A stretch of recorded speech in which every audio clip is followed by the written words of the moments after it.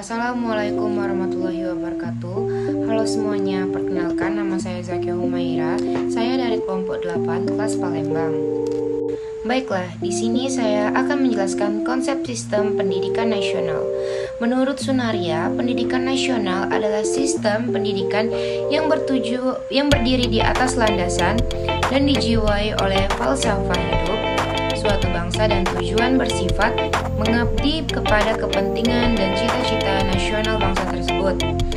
Pendidikan nasional adalah pendidikan yang berakar daripada kebudayaan bangsa Indonesia dan berdasarkan Pancasila dalam Undang-Undang Dasar 1945.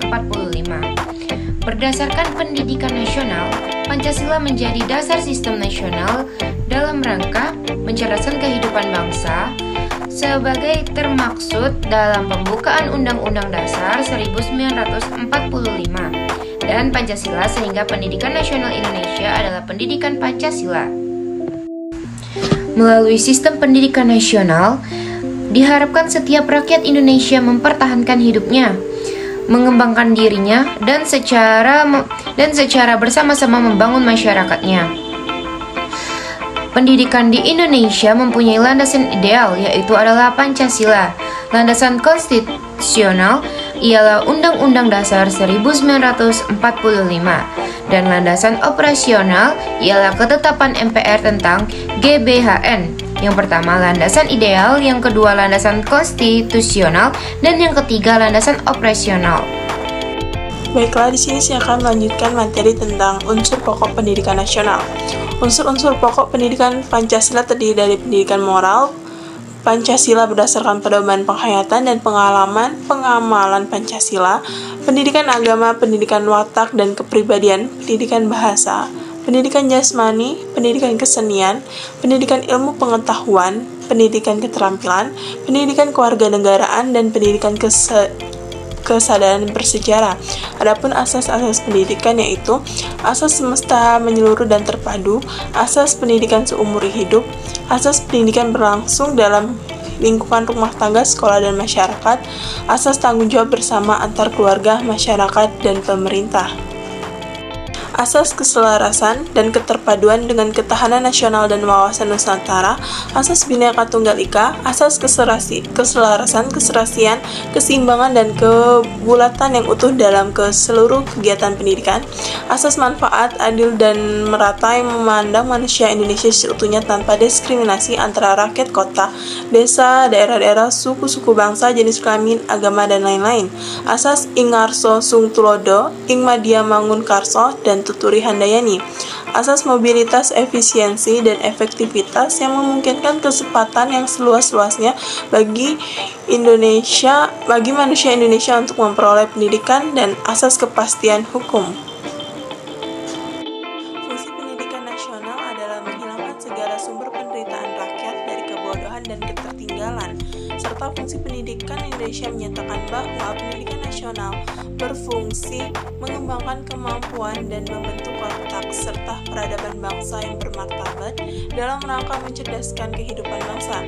Kemudian tujuan pendidikan nasional Indonesia sesuai dengan Undang-Undang Nomor 20 Tahun 2003, yaitu pendidikan diupayakan dengan berawal dari manusia yang apa adanya atau aktualisasi dengan mempertimbangkan berbagai kemungkinan yang apa adanya atau potensialitas, dan diarahkan menuju terwujudnya manusia yang seharusnya atau manusia yang dicita-citakan atau idealis.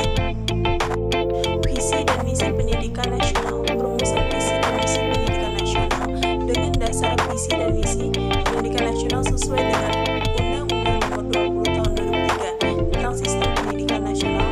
Maka pada poin ini akan dibahas tentang perumusan visi dan misi pendidikan untuk aplikasi di dalam kegiatan perencanaan pendidikan. Dalam pembuatan visi, kriteria-kriteria yang menjadi kuncinya adalah: 1. Visi bukanlah fakta, melainkan gambaran pandangan ideal masa depan yang ingin diwujudkan. 2. Visi dapat memberikan arahan mendorong anggota organisasi untuk menunjukkan kinerja yang baik. 3. Dapat menimbulkan inspirasi dan siap menghadapi tantangan. 4. Menjembatani masa kini dan masa mendatang. 5. Gambaran yang realis dan kredibel dengan masa depan yang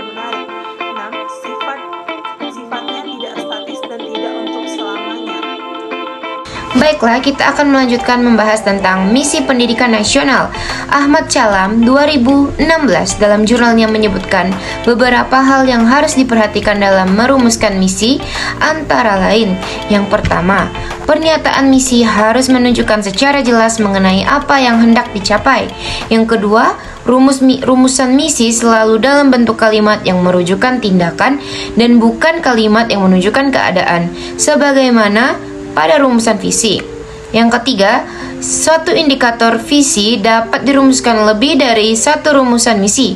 Antara indikator misi dengan rumusan misi ada keterkaitan atau terdapat benang merah secara jelas.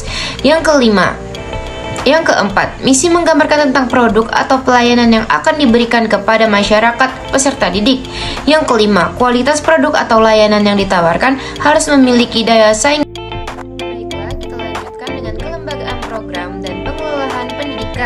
Sistem pendidikan di Indonesia. Ada beberapa sistem di Indonesia yang telah dilaksanakan. Di antaranya yang pertama, sistem pendidikan Indonesia yang berorientasi pada nilai. Yang kedua, sistem menganut sistem pendidikan terbuka. Yang ketiga, sistem pendidikan beragam. Yang keempat, sistem pendidikan yang efisien dalam pengelolaan waktu.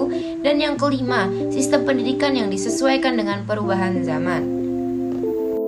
Kesimpulannya, realisasi pendidikan dasar yang diatur dengan PP nomor 28 tahun 1989 masih harus dicarikan titik temunya dengan PP nomor 65 tahun 1951 yang mengatur sekolah dasar sebagai bagian dari pendidikan dasar karena PP tersebut belum dicabut. Kurikulum yang belum siap pada masa transisi para pelaksana pendidikan di lapangan perlu disiapkan melalui bimbingan-bimbingan perubahan